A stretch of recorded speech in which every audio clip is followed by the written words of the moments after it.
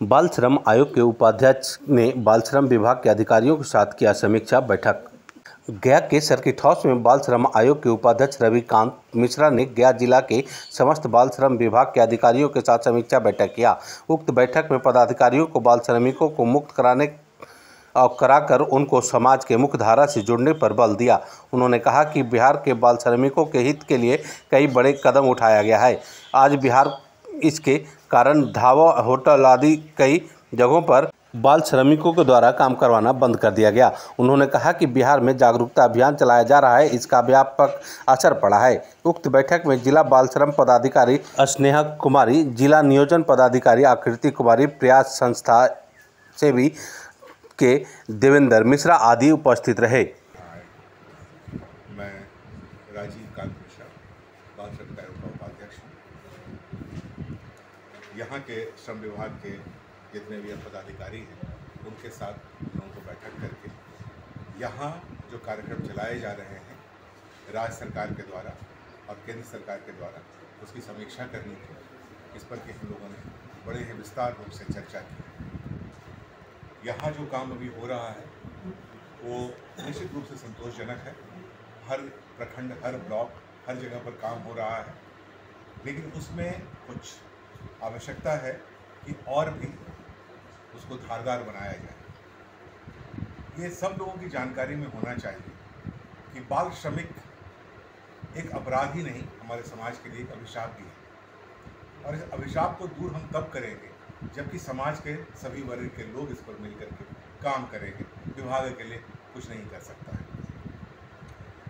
और हमारा उद्देश्य सिर्फ ये नहीं होना चाहिए कि हम बाल श्रमिक को विमुक्त कर लिए।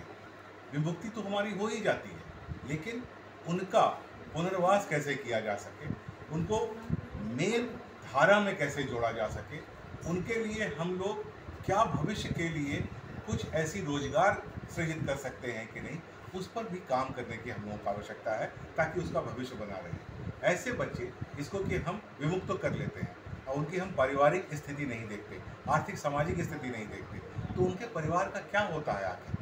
तो ये जानकारी हमारे जितने भी अधिकारी हैं उन लोगों के पास होनी चाहिए और उन्हें CLTS के माध्यम से और चीज़ों के माध्यम से इनको पता होना चाहिए कि जो बच्चे रेस्क्यू किए गए, जो विमुक्त किए गए, उनका अभी क्या स्थिति है, क्या हम उनके साथ वो न्याय कर पाए, क्या वो स्कूल जा रहे हैं, क्या हम उनके अंदर में कौशल विकास का काम कर पा रहे हैं।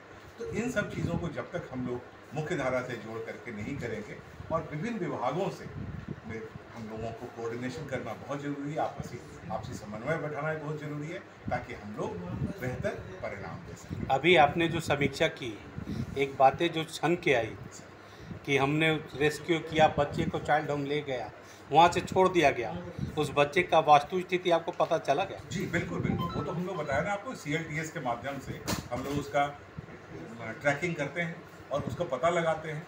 उनका रेस्क्यू तो होना जरूरी है। CWC जाने के बाद अगर उनके परिवार वाले उनका क्लेम करते हैं तो उनके पास वो जाएगा। जाने के बाद की स्थिति हम लोग को देखनी होती है कि आखिर उस लड़के की स्थिति क्या है। उस पर जो अधिकारी है वो नज़र बना के रखते हैं? बिल्कुल बिल्कुल, ये तो हमारा। लेकिन गया में इसकी कमी है।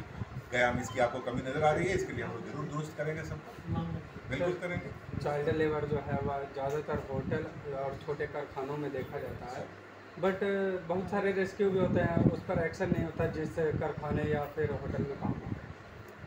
आपको कहाँ से ये जानकारी मिली है नहीं पता, लेकिन अगर बच्चा रेस्क्यू हुआ है तो ये अधिकारी को निश्चित रूप से वहाँ उनके ऊपर FIR करना, उनके ये सब करके ही वहाँ से आएंगे।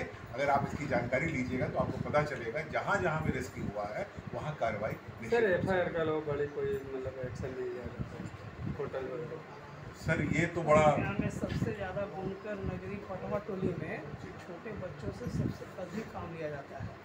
और जब वहाँ पर हम लोग जाते हैं तो ये कहा जाता है कि हमारे परिवार का, तो क्या ये कानून है कि अगर हम अपने परिवार के छोटे बच्चों से काम ले सकते हैं और बाकी लोग से नहीं ले सकते हैं? नहीं, परिवार को अगर आप स्किल डेवलपमेंट करा रहे हैं, उसके साथ उस रोजगार के साथ जुड़ा हुआ है, तब आपकी अपनी कोई सीमाएं हो जाती हैं उसके साथ, ये आपको देखना पड़ता है। तो इसका ये फ़ायदा उठाते हैं वो लोग।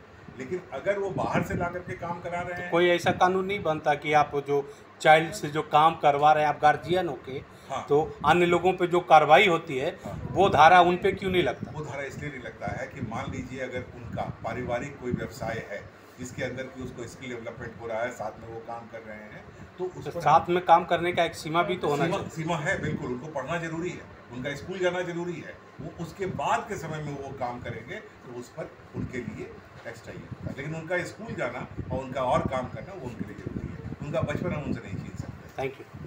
तो भी बच्चे छूट के आते हैं, लेबर डिपार्टमेंट जो लेके आती है वो शायद आपको डिपोर्ट करते हैं, CWC में जाता है।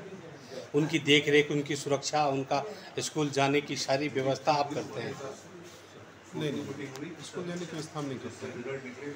CWC में आते हैं, उन बच्चों को बालकनी में अस्थायी रूप से रखवाया जाता है। इसके बाद उनके अभिभावकों के घर की हम लोग एक जाँच करवाते हैं, SIR सोशल इन्वेस्टिगेशन रिपोर्ट, और उसके बाद हम लोग उन बच्चों को उनके माता पिता को सौंप देते हैं। उसे हमारे यहाँ पर स्थायी रूप से नहीं रखा जाता है, तात्कालिक रूप से, अस्थायी रूप तो से। अभी उन बच्चों को जिन्हें आपने माता पिता को सौंप दिया, क्या उनकी जानकारी है आपको कि वह स्कूल जा रहे हैं या फिर कहीं और काम करने निकल गए? ऐसा कभी कभार हम लोग फॉलोअप करवाते हैं उन बच्चों को। जब उनके घर छोड़ा जाता है तो हम लोग फॉलोअप करवाते हैं, अपना स्टाफ भेजते हैं कुछ महीनों के बाद, ये दिखवाने के लिए कि वे वर्तमान में क्या है। तो हमारी जानकारी में तो वे दोबारा, मुझे आज तक जो सूचना मिली है, वे तो दोबारा नहीं गए लेबर में नहीं गए। क्या नाम है सर? उनके माता पिता को भी अच्छी तरह समझाते हैं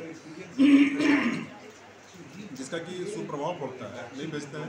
वैसे गरीबी के कारण हो सकता है कि मजबूर होकर के भेजता भी हो, और मेरी जानकारी में नहीं गया, लेकिन भेजते होंगे जो गरीब होंगे, क्योंकि उनको तो रोटी चाहिए खाने के लिए। इनकार नहीं किया जा सकता है।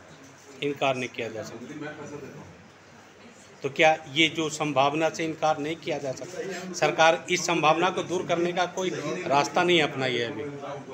नहीं, मैं सरकार नहीं हूँ, मैं जिले में हूँ। सरकार तो मुझसे ऊँचे उन लोगों के गाइडलाइन के अनुसार ही हम लोग करते हैं। मुझे ऐसा कोई गाइडलाइन अब तक इस विषय में प्राप्त नहीं हुआ है कि इसे दोबारा वहाँ भेजने से रोकने के लिए क्या किया जा सकता है। हम लोग अपने स्तर से उनके गार्जियनों को समझा के और वहीं तक हद हो जाता है।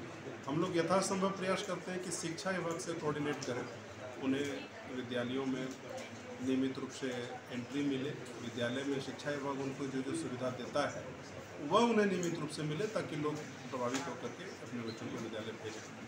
Thank you sir. अपना नाम बता देंगे? सत्य काम जी।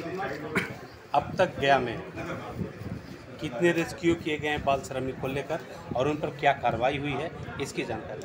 इस वित्तीय वर्ष में 2023-24 में अभी तक हमने विमुक्ति दल के माध्यम से 10 बाल श्रमिकों को विमुक्त किया है। इन 10 बाल श्रमिकों को विमुक्त करने के पश्चात उसी दिन FIR भी किया है इनके ऊपर। 3,000 रुपये का जो तात्कालिक सहायता मिलना चाहिए हर बच्चे को, वो दिया जाता है हमारे यहाँ से। उसके अलावा CA माध्यम के अंतर्गत 25,000 रुपये का FD हर एक बाल श्रमिक के नाम पर किया जाता है। वो तब तक के लिए किया जाता है जब तक बच्चा 18 साल का ना हो जाए। ये सारे सुविधाएं हैं जो लेबर डिपार्टमेंट अपनी ओर से करती है, देती है। उसके अलावा एक चीज़ मैं बताना चाहूँगी कि बाकी सभी डिपार्टमेंट्स, कई तरीके के स्टेक होल्डर डिपार्टमेंट्स हैं जो चाइल्ड लेबर या चाइल्ड वेलफेयर से जुड़ी हुई हैं। उन तक भी हम इन जो रेस्क्यूड बच्चे हैं उनकी सूची हम उन तक पहुँचाते हैं, ताकि जो लेबर डिपार्टमेंट के अलावा बाकी डिपार्टमेंट से मिलने वाली सुविधा है, रिहेबिलिटेशन है, वो भी उनको मिल सके। गया में कहीं प्रशिक्षण केंद्र भी है बच्चों के लिए? बच्चों के लिए प्रशिक्षण NCLP के अंतर्गत था। कोविड के बाद उसको स्टेट लेवल से फिलहाल बंद किया गया है, तो उसमें अभी आगे की कोई सूचना फिलहाल मेरे पास। अपना शुभ नाम बता दीजिए। मैं स्नेहा सृजन, श्रम अधीक्षक गया 2 एवं 10 बच्चों को जो छुड़ाया गया, उनकी वास्तविक स्थिति अभी क्या है? सर, जो भी बच्चे हमारे रेस्क्यू होते हैं, सबसे पूरी प्रक्रिया में आपको समझाना चाहूँगा। सर्वप्रथम कोई भी बच्चे को जो हमारा धावा दल निकलता है विमुक्ति के लिए, तो हम लोग उसको ऑनलाइन एक धावा दल ऐप के माध्यम से वो हमारा ट्रैकिंग होता है। ट्रैकिंग के बाद हम कहाँ कहाँ जा रहे हैं हमारी टीम, वो सभी मॉनिटरिंग होते हैं मुख्यालय स्तर से। उसके बाद जब हम बच्चे को रिमूव करवाते हैं तो हम सबसे प्रथम FIR करते हैं। FIR करने के बाद क्या होता है कि उस पर आगे जो भी लीगल प्रोसीड्यूर होगा वो हम लोग फॉलो करेंगे। और FIR किए बिना करने के बाद उसका पूरा डिटेल हम लोग चाइल्ड लेबर ट्रैकिंग सिस्टम बनाते हैं। अब तक उन 10 बच्चों का स्थिति क्या है? वो 10 बच्चों वो स्कूल जा रहे हैं या नहीं? वो स्कूल जा रहे होंगे। इसका हर इसलिए कि उसका ट्रैकिंग सिस्टम के माध्यम से मैं उस बच्चे के बारे में मैं आपको बता पाऊंगा। उसमें ट्रैकिंग सिस्टम पूरा है कि वो बच्चा कहाँ है और मतलब उसका वो है, वो भी मैं सामने नहीं बता पाऊंगा, लेकिन उसका ट्रैकिंग सिस्टम में है और उस माध्यम से मैं आपको बता। अपना शुभ नाम बताइए।